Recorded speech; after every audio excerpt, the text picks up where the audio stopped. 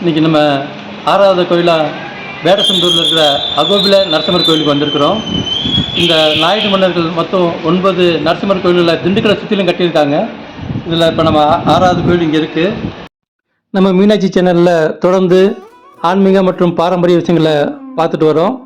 இதில் உங்களுக்கு ஆர்வம் இருந்ததுன்னா நம்ம சேனலை சப்ஸ்கிரைப் பண்ணிக்கோங்க. ஏன் இந்த 9 நரசிம்மர் கோயில்கள் பற்றி நம்ம சொல்லிக்கிட்டே வரோம்னா, இந்த எண்ணிக்கைங்கிறது ஒரு முடிவில்லாதது. அதை ஈடு செய்யவே முடியாது. ஆனால் அதே சமயம் நம்ம ஒரு 9ங்கிற எண் அடிப்படையில் செஞ்சோம்னா அது ஒரு ஃபுல்ஃபில் ஆகிடும். ஏன்னா 9க்கு மேற்பட்ட எண்ணிக்கை கிடையாது. மற்ற எந்த நம்பராக இருந்தாலும் சரி அது 9க்கு கீழே தான் வரும். 10ன்னு வரப்ப 1 0 அது 9க்கு கீழே தான் இருக்குது.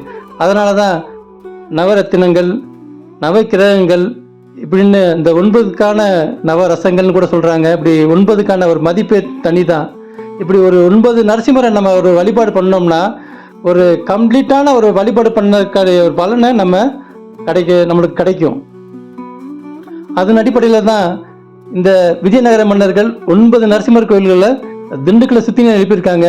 இந்த 9 நரசிம்மர் கோயில்களில் நீங்கள் தரிசனம் பண்ணிங்கன்னா ஒரு கம்ப்ளீட்டாக பெருமாள், இந்த நரசிங்க பெருமாளை நீங்கள் ஒரு வழிபட்டதுக்கான ஒரு பலன் உங்களுக்கு கிடைக்கும். இந்த 6வதாக நம்ம பார்த்துட்டு இருக்கிற வேடசந்தூர் அகோபில நரசிம்மர் கோவில் குடகநாத்து கரையில் அமைஞ்சிருக்கு. இந்த குடகனாறு வடக்கு நோக்கி ஓடும் ஒரு ஆறு.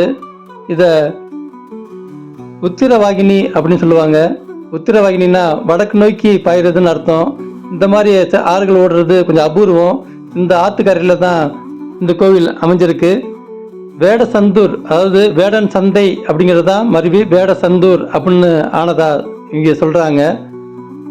பொதுவாக இந்த நரசிம்மர் கோவில்கள் எல்லாமே 600 வருடங்களுக்கு முற்பட்ட கோவிலாக இருந்தாலும் கூட காலப்போக்கில் கும்பாபிஷேகம் நடந்திருக்கும், கோவில்கள் மாற்றப்பட்டிருக்கும், புனரமைக்கப்பட்டிருக்கும். இருந்தாலும் நாங்கள் பார்த்த இதில் என்னென்னு பார்த்தோம்னா, அந்த கொடி கம்பம் மட்டும் அவங்க மாற்றாமல் அப்படியே அந்த பழைய கொடி கம்பத்தையே எல்லா கோவிலையும் சொல்லி வச்ச மாதிரி மெயின்டைன் பண்ணுறாங்க. இன்னொரு ஒரு ஒத்துமை என்னன்னு பார்த்தோம்னா, சைவ வைணவ ஒற்றுமை. இந்த நரசிம்ம கோவில்கள் பெரும்பாலான கோவில்களில் பார்த்தோம்னா உள்ள பெருமாள் சன்னதி இருந்தாலும் கூட கோயிலுக்குள்ள சிவனுக்குன்னு ஒரு சன்னதியை அந்த நாயுடு மன்னர்கள் ஏற்படுத்தியிருக்காங்க. இந்த சைவ வைணவ ஒற்றுமையெல்லாம் அவங்க ரொம்ப கவனமாக இருந்திருக்காங்க. இந்த வேடசந்தூர் திண்டுக்கல்லேருந்து ஒரு 20 கிலோமீட்டர் டிஸ்டன்ஸில் இருக்குது.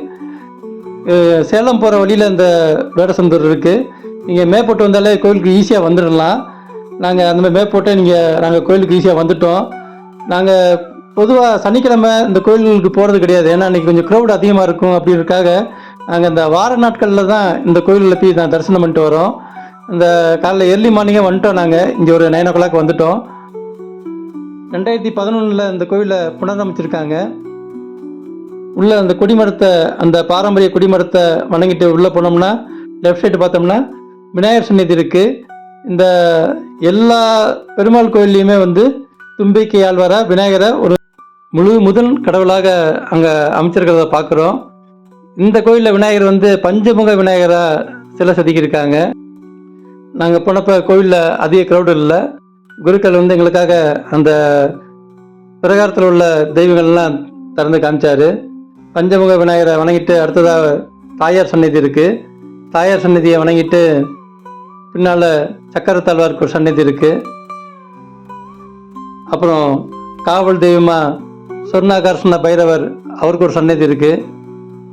இந்த பகுதியில் உள்ள பெருமாள் கோவில்கள் எல்லாத்துலேயுமே பார்த்தோம்னா இந்த பைரவருக்கு தனி சன்னதி அமைச்சிருக்கிறத இவங்களோட இந்த நாயுடு மன்னர்களோட ஒரு யூனிக்னஸ்ன்னு நம்ம சொல்லலாம்.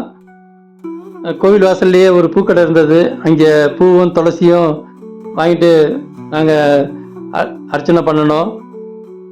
இங்கே நரசிம்மர் சாந்த முகத்தோடு தான் காட்சி கொடுக்குறாரு. அந்த உக்கிரத்தன்மை இங்கே நரசிம்மருக்கு கிடையாது. இங்கே இன்னொரு விஷயம் என்னன்னு பார்த்தோம்னா, சிவனை தூண்லேயே செதுக்கியிருக்காங்க. மற்ற நரசிம்மர் கோவில்களில் சிவனுக்கு தனியாக லிங்கம்லாம் வச்சுருந்தாங்க. இங்கே தூண்லேயே செதுக்கியிருக்காங்க. ஒருவேளை முன்பு லிங்கம் இருந்திருக்கலாம், அதுக்கப்புறம் அது இல்லாமல் போயிருக்கலாம், இந்த தூணில் ஏற்படுத்தியிருக்கலாம். அதோட என்ன ஆச்சுன்னு நமக்கு சரியாக தெரியல. ஆனால் இங்கே லிங்கம் இருக்கிறத அங்கே குறிப்பிட்டிருக்காங்க. ரெட்டியார் சத்திரம், அம்மைநாயக்கனூர், கன்னிவாடி, அப்புறம் இந்த வேடசந்தூர், இந்த 4 கோவில்கள்லேயும் சிவன் லிங்கம் இருக்கிறத நம்ம கவனிக்கிறோம்.